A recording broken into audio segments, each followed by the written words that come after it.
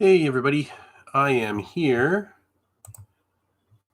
and once again I can't see myself. This is irksome.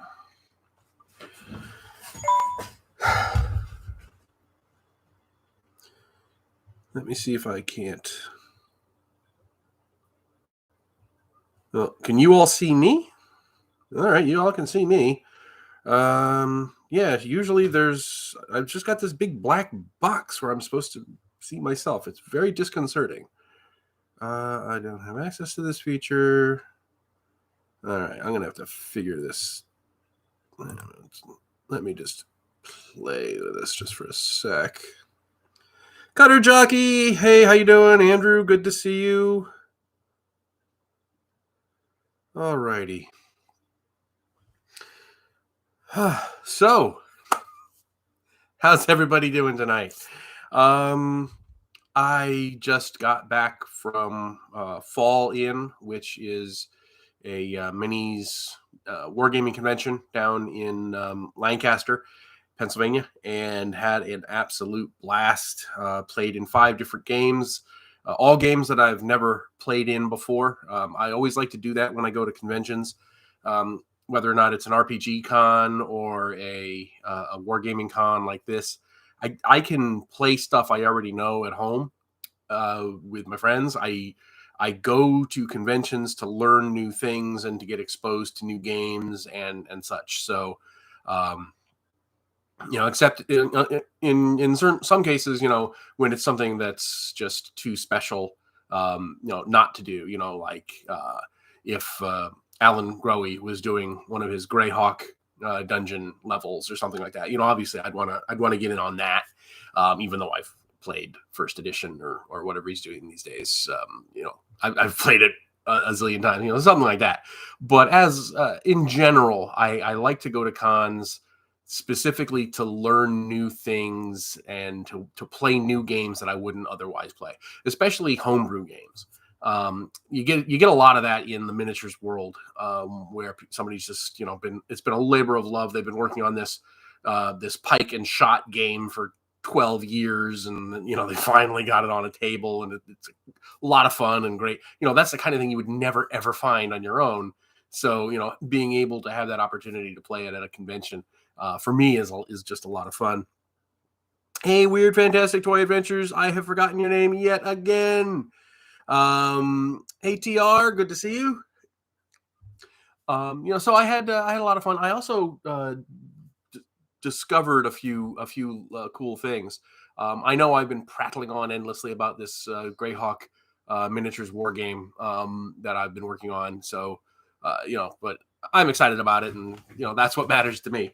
So, what I found at this con, I played in a Stalingrad game in the 4th session of a 4-session campaign, where the Germans won literally by 2 victory points, 102 to 100. It was a fantastic game. But one of the things they did, yes, please hit the like button. Thank you. One of the things they did was they used these things as markers, and I don't know if you can see it. It's a magnetic map pin, which I didn't even know existed. It's just a little plastic map pin, and it's got a magnet embedded in the end. And because the miniatures they used have metal bases, when something needs to be marked, you just plunk down the marker on the base, and it'll stick. Obviously this is just a test because I didn't have one handy, but theirs had flocking and stuff on the base, and it worked fine. So I'm going to be using this going forward in my own games. If a unit is broken, you just attach the orange marker to it, and now it's broken, and then you can just pop it right off. So that was a really cool thing that I got out of the game, and it got me thinking about something else. So in the way my game is set up, different commanders can have magic users or clerics attached to them, and they can, based on depending on where they are, they can cast spells from that commander's base. So what I did was I got some 15 millimeter magic users, and I got clerics and druids and a whole bunch of other stuff, and I got a bunch of 3mm magnets, and I got a Dremel, and I drilled out the base of the figure. So now, if a particular leader has a magic user attached, poink, I can just attach it to the base of the leader. And I can do this with a cleric or a orc shaman or whatever happens to be the spellcaster attached to the leader. So this right here is going to save me so much annoying paperwork in the game. You know, I can just instantly look at the base and say, okay, he's got a spellcaster attached. And I might do something clever with color coding or whatever, you know, like if it's wearing red, it's an illusionist or something. You know, something like I might go bonkers like that. But just the idea of having those magnets attached to the base, it was just something that I liked. That I got out of that particular game. So I walked away with what I thought was a really cool idea. And if you are interested in that game, the alpha rules will probably be out in a couple of weeks. I just need to polish a few more things and get it to a point where people can play it even if they don't have a zillion 15mm figures at home. So I'm making little counter templates and stuff like that. So that's definitely coming. Does anybody have anything they wanted to talk about? I know I have a topic of Greyhawk's moons out there as a kind of a backup topic, but you guys are usually pretty good about coming up with questions or stuff that you wanted to talk about. So please, if you do, now is the time. Let me know what's what you're thinking, and we'll see if anybody has it. Are the moons inhabited? Excellent question. Yes and no. The moon, the two moons obviously are Selene and Luna. And we learn a whole lot about them in Gray Space, and for obvious reasons. I know a lot of people don't like Spelljammer. I'm not a particular fan of Spelljammer as a setting itself, but I like adding it into my Greyhawk in small doses. And they give some, maybe half a dozen pages to each moon.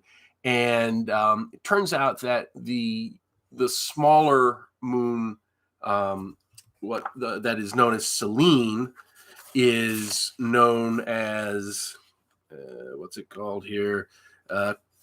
Cool, Kule. Maybe it's Cooley. I don't know. I doubt it. It's Selene, and even though Selene in Oerth is looked at, it looks kind of blue green. But in it itself, it's kind of a black. It looks like coal, and it has no atmosphere. But there are kind of underworld tunnels. So you have Drow and Illithids there. There's a whole bunch of ruins and such on the surface that were abandoned a million years ago. So before humans were seen in Oerth. So there's all these airless ruins on the surface, but under the surface there are Drow communities and Illithids and a couple of Quotoas, because apparently you can't have the underworld without Quotoas there. So yeah, there are inhabitants on that moon. The other one, which is known as Luna, but in Spelljammer talk is called Renai, Raenei. It does have an atmosphere, and it is actually kind of a water world. It should look like a normal planet, with an ocean and clouds and land masses and stuff. But for some unknown reason, it looks white. So I guess there are a couple of design decisions that they did. Nigel Findley did for Gray Space that I might have done a different way myself, but be that as it may, it's what we have to live with. And so there are living creatures there, but there are no intelligent races there. There's a great preponderance of monsters, but the only intelligent life that's on the world are refugees who've crashed there from Spelljammer ships. They say there's a little settlement there called, I'll tell you in a minute what it's called, Triumph, which is basically a bunch of 200 shipwrecked people there who've made a home there and don't want to go back to Oerth. So yes and no. There are underworld folks on the one moon. There are non-intelligent creatures on the other, and a couple of visitors as well. So hope that answers the question, probably more than you needed it to be answered. And obviously when you're talking about the moons of Greyhawk, there's a couple of different levels to approach it. There's the level that we just saw that they did in Spelljammer, where they're treated as complete, they're their own worlds, and they have their own inhabitants and such. One thing I don't like about this approach is that it's very reductionist. In a what is supposed to be a treatment of an entire planet, you only hear about one little dinky section of it. So the implication is that there is nothing else, that's worth looking into on Selene. But that doesn't seem likely. It's an entire planet. It's got all these ruins and such, and the only thing that they focus on is this Drow community, and a couple of Illithid outposts and some scraggly Quotoas. So it's just kind of odd, that they wouldn't give a higher level but more comprehensive overview of them. And I can see, they want to try to make them distinctive, but they come across as kind of Star Warsian, where each planet is, has one characteristic, and that's it. Hoth is the ice planet. Tatooine is the desert planet, and so on. So in that same vein, Selene is the airless planet with underworld people, and Luna is the planet with low oxygen and no intelligent creatures on it. Period. It seems a bit reductionist, when in fact it could have been an opportunity to just go completely hog wild with wildly different and bizarre approaches to cultures and histories and such like that. So I've never really done much with them in my own campaigns. They're just kind of lurking there in the background. And, I think once I had a gate that took you to the surface of Selene, which is of course airless, so it was kind of a death trap. But there was a way you could get into a castle and get into a dungeon that had some air in it or something. It was a long time ago. But I think it was a missed opportunity to treat them that one note, as it were. So, that's, there's a lot more detail we could get into here. But another way to treat them, the moons, is as, is their impact on the calendar. So obviously, we get that going back to the folio, where we read, the great moon Luna waxes and wanes in fixed cycles of 28 days each, upon which our months are based, while the handmaiden Selene, the small aquamarine satellite, follows a path which shows her in full beauty but 4 times each year, thus showing us the time for our festivals. When both mistress and handmaiden are full, things of great portent are likely to occur, depending on the positions of the 5 wandering stars, yada, yada, yada. And that's when we get Secrets of Ye Stars revealed, which is one of the best book names ever. So we do see that that kind of cultural impact on the calendar. And it's interesting also to note that this varies from the real world, because in the real world, obviously, days and weeks and months don't always add up perfectly, because it should be, I think, 364 days is how the math works out, when in fact it's 365.2 something. So that's why we have different days of the week for each day of the year, going in a cycle of 7, and there's leap years, and it's to make up for the fact that our system of 12 months and 7-day weeks doesn't fit properly into the math of the orbit of the planet. Gygax took care of that by just saying it's 364, and boom, it all works. The math works out, which is okay. Although it's very interesting, because one thing I did notice when I was prepping for this, it says the great moon has cycles of 28 days each, upon which our months are based. And yet, not really, because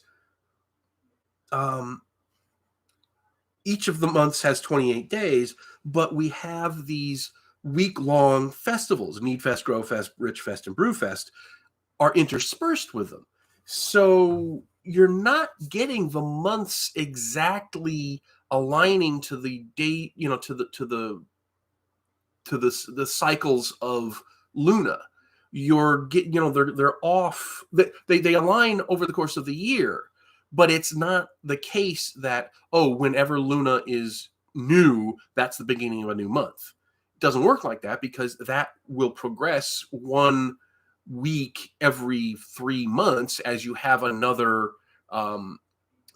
festival week interspersed, sort of an intercalary festival week. So it's an odd thing to say that the months are determined by Luna, when they're not. Their length is, and essentially you have an extra month in there because you have 4 7-day festivals, and they kind of add up to the same as yet another month. But because they're interspersed between the other months, it doesn't work that way, the way it should. But whatever, it doesn't. It works out on an annual basis. The other thing is Selene only becomes full 4 times a year, and that's when we have the center point of those 4 quarterly festival weeks. Like Midsummer is when I guess technically the middle of every holiday week is when it's God's Day. Both moons are full, and that's how they're defined. Which I like that. I like the fact that we have this kind of impact of the lunar cycles defining the calendar. But it is also weird that every culture in the Flâness follows exactly that same pattern. Because normally in real world culture, you have something like you'll have the Roman calendar, which wasn't really based on on the lunar cycles at all, and it had weeks kind of superimposed on it, but the months would vary depending on who it was named after, and because that's why August has 31 days, because it was when Augustus was emperor, he made his month have 31 days, just like July, which was Julius Caesar's month. He had to have the same number of days in his month when they renamed it. So it's a very messy, non-lunar calendar. And then you go in the opposite extreme. You have like the Jewish calendar, which is very much in tune with the lunar cycle, and you have all these different calendars. The old Germanic calendar was also based on the lunar cycles. And you would actually recalibrate the start of the year depending on when a certain thing happened after this full moon, and it was a very complicated way of looking at things. So there could have been a lot of other ways to order the days and months of the year. And I'm thinking that outside of the Flâness, maybe there's room to explore some of those other ways of doing it, just to add some variety. I think it's kind of a lost opportunity, that the elves and the Baklunish and the Sul, and the barbarians and the nomads, they all use exactly the same calendar. So I think, as I continue to spread my work out of the Flâness, I might mention and bring that that aspect of things into it. Yes, BW 022 Werewolf Days, exactly. Which is another point I wanted to make about lycanthropy, because you've got 2 moons. It's an interesting question that which moon controls the cycle of lycanthropy. Is it? I think it would be really cool if you could do it a couple of ways. Certain types of lycanthropes, certain types of lycanthropes could be attuned to one moon or the other. So if you're a werebear, maybe you're attuned to Selene's cycle of once every 3 months. But if you're a werewolf, then you're attuned to the lunar cycle, which is once every 28 days. I love that idea. I think that when you have different things that could do it differently, or you could have different strains within types of lycanthropes. So you could have one group of werewolves that's attuned to one moon and another group of werewolves that's attuned to the other. And maybe they don't get along. Maybe that's a big schism within werewolf culture or were-tiger culture or whatever. So there could be exactly all these. You could have all these impacts of this of this difference because you now have 2 moons. In fact, you see this in some of the 5th edition Greyhawk stuff that I have up on the blog in the free downloads area. One of the things I did was Druid backgrounds, and in the 5th edition player's handbook, they have what is it called, the Path of the Moon or something like that, the Circle of the Moon, which in Greyhawk doesn't make sense because there's 2 moons. So I added a Path of Selene and renamed the official one the Path of Luna, so that you have 2 different Druid circles, each attuned to a different moon, because you need that, because the Path of the Moon doesn't make sense when you have 2 moons. And something else I just had in my mind, and now it's just flown away. The moons, the things, the dealy bobs. I don't remember now. I was gonna say something else that was along. Oh, right, gods. Another aspect of real world culture that you kind of see in the world of Greyhawk is the phenomenon of gods being associated with particular celestial objects. So, for example, the planet Venus is obviously associated with the Roman goddess Venus. Mars, Jupiter. You get all these Mercury and Mercurius. There's these associations, and lots of different cultures do the same thing. Some gods are associated with certain constellations or stars or whatever. So it's a big, it's a very well established thing because in ancient times, the stars were considered to be a very big influence on things. You don't really see a lot of that in the world of Greyhawk material that we have. We have a sun god, Pelor, and we have the god of the stars, plural, Celestian. But we don't have any moon deities, perhaps because there are more than one moon. Now, when I did my Backloonish pantheon, again, free download on the blog, greyhawkragnar.com. When I did my pantheon there, I made sure to include deities associated with each of the moons, and that was because I was kind of basing my polytheistic Backloonish stuff on pre-Islamic Arab stuff, and the moon deity was very important in that respect. So I thought it would be a neat thing to kind of carry that forward into my Backloonish material. So I kind of rectified it there, and I might have done the same thing in my Zahindia stuff. I don't remember at the moment off the top of my head. But that's another thing that I think is worth carrying forward. there's also there are some specific stars that we know of that have been named. Not nearly as many as you might think. There's a couple of constellations that we know about, some specific stars. Most of them, again, come from the Spelljammer, Gray Space book, but not all. There's a couple they're out there in other little publications, hither and yon.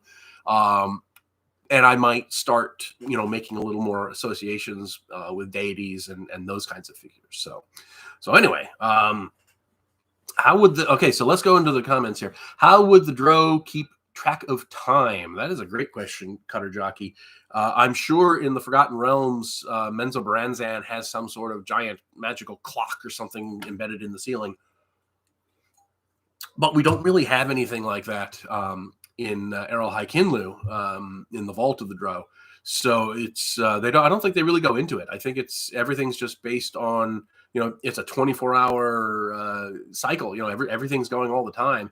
And I'm sure they have some sort of, they must have mechanical clocks or water clocks or whatever.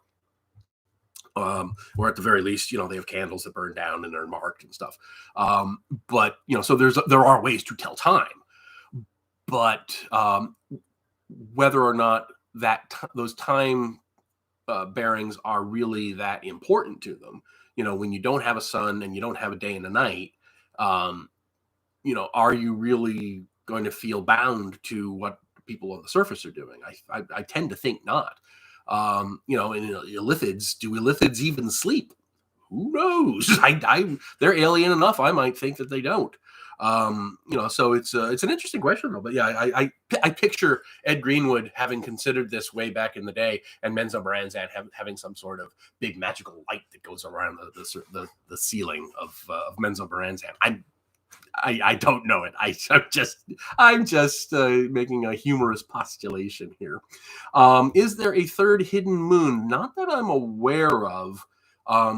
Although that, now that you ask it, Toy Adventures, that does kind of ring a bell, but I don't think it's a Greyhawk thing. I don't. The short answer is I don't think so. Chris Kane, welcome aboard. Glad you made it. The calendar uniformity is, I'm not sure. I'm not sure it harms the verisimilitude. Enormously so. If you're going to worry about practical things like that, there are plenty of other things that could strain one's verisimilitude.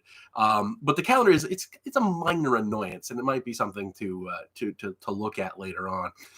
Your name is Bill. I know you tell. I ask you this every single month, and I will always. I don't know why I have a mental block about it. I apologize, Bill. Story, welcome aboard. Glad to see you again. That's it, Chris. Dragonlance had the hidden one. Yes.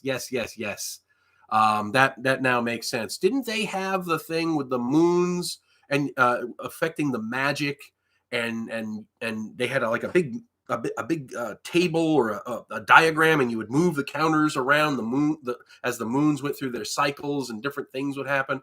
I seem to remember that, but I'm not sure if that was Kryn or was that the SPI game that was Sword and Sorcery, their war game. I don't remember. One of the two did. And I remember having this big chart out on the table, and you'd have counters, and you would move the moons around, and each one obviously had different numbers of spaces around the periphery. That would, so that all of the lunar cycles would get out of sync with each other. I remember that. I want to say it was Dragonlance, but I couldn't swear to it. But yeah, you can really go crazy with impacts of this kind of stuff, especially if, as we talked about, having the lycanthropes being attuned to different moons, then you really want to know what lunar cycle it is and so forth. Somebody, I forget who, there's been a bunch of calendars made over the years for Greyhawk. One of them was absolutely gorgeous. It was kind of a cruciform thing, and it had these loops that went around it, and every day was marked off about what holiday it was, what day of the week it was, what the lunar and Selene cycles were. It was a gorgeous piece of art too. I have it on my hard drive somewhere. It would be interesting to take a look at that and revisit that. Maybe even print it out. Because Greyhawk does have 364 days, all the math works out. You can have an eternal calendar like that just is good for every year. And one other thing that's worth mentioning is that the Elvish realm of Selene is obviously named after the smaller satellite. And as far as I know, it's never really explained why it's called that. They in Artifact of Evil, Gygax does tell us that there's a big on Midsummer, obviously when Selene is full, as well as Luna. There are great revels and celebrations in Selene to celebrate the Midsummer when both moons are full. But I don't know of any real connection between the name of the kingdom and the name of the moon.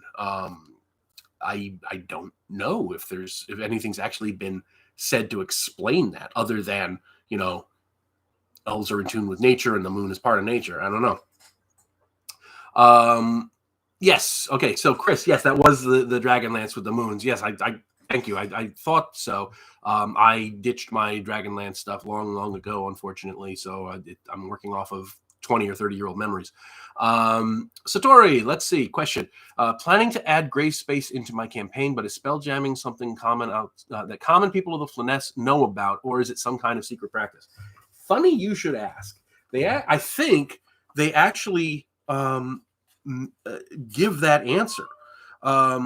Here we go. I open right to it. The existing of spell jamming technology is fairly common knowledge on Oerth. Most people realize that there are other crystal spheres and that people very much like themselves travel the measureless void to above their heads. Oerth natives accept this fact but largely ignore it. Spell jamming is little different from sailing the oceans of their own world, they believe, only the distances are greater. Very few people think too long or too hard about transoceanic travel unless their business and livelihood depends on it. Why should they waste any more effort thinking about space travel? The general attitude of most Oerth natives to the idea of starfaring can be encapsulated as so. So there you go. Question asked, question answered. I love it when I can just open a book and the answer is literally in front of my eyes. Doesn't happen all that often. Oh, alrighty. So what else we got? Chris, yes, I will try to post it on my, I don't know if you're on Facebook. I'll try to post it there on the Greyhawk Ragnar page, just to follow up on this. Corellan Larethian symbol is a moon. Yes, but, and this is another interesting one.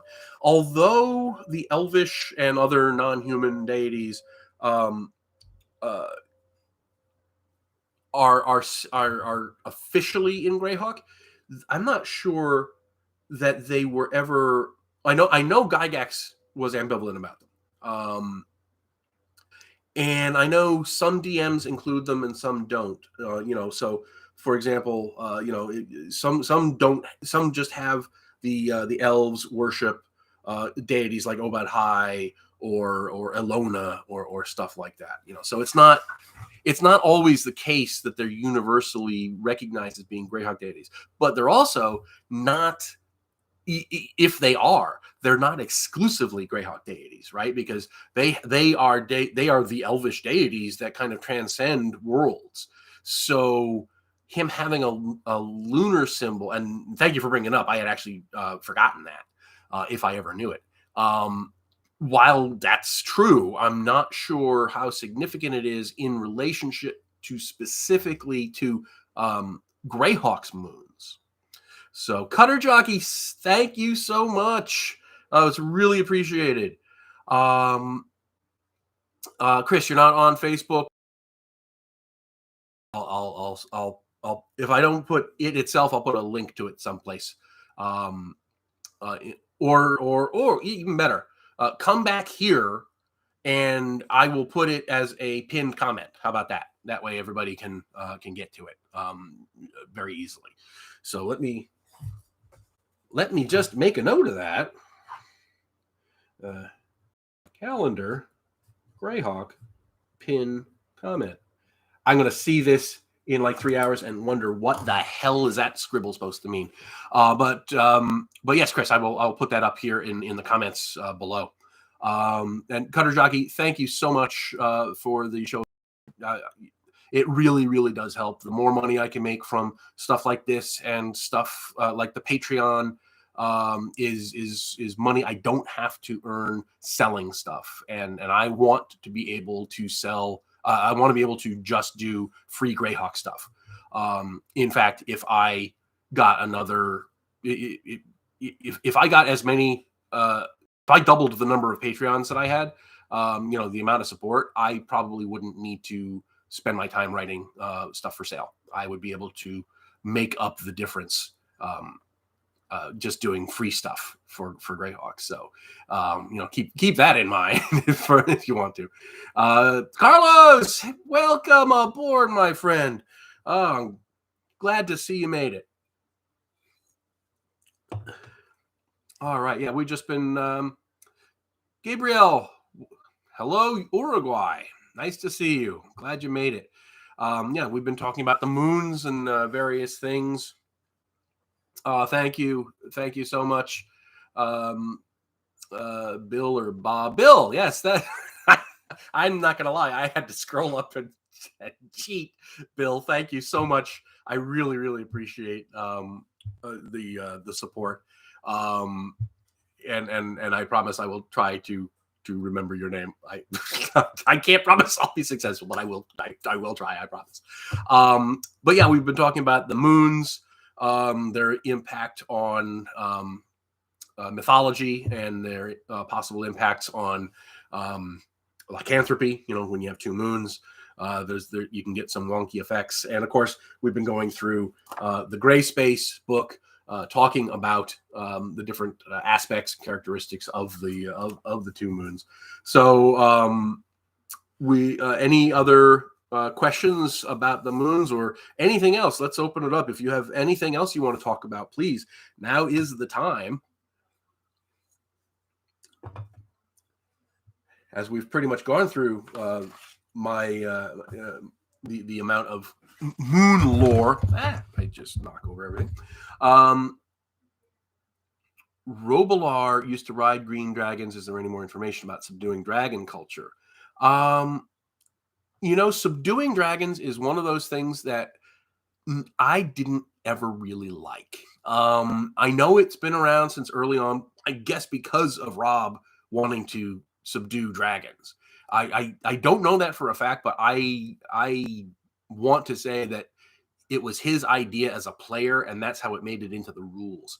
And of course, it's something that has been completely kind of cast aside in later editions. I don't think. Were you able to subdue dragons in second? I don't think so. I think it might have ended with first. But I don't know about what. I'm not really sure what you mean by subduing dragon culture, like the culture of people who subdue dragons. I don't know. I don't think there's really so much a culture among those people. I don't, because it would be a relatively rare thing. When you're called the Lord of the Green Dragons, it implies that there aren't many others who have subdued green dragons around. And there's one other thing about the moon that an amusing anecdote that Gygax had written in the later years in Dragon when he had returned and was doing the things I learned in D&D series, that one of his players hired a sage to figure out how to allow him to travel to the moon. So the sage gets all set up in this barn and is burning through gold pieces, just tens of thousands of gold pieces going in, and he won't let the guy see what he's working on, but he assures him he's got an idea. It will work fine. He will be able to get this guy to the moon. And, after many months of in-game time and maybe 100,000 gold pieces or whatever, he finally unveiled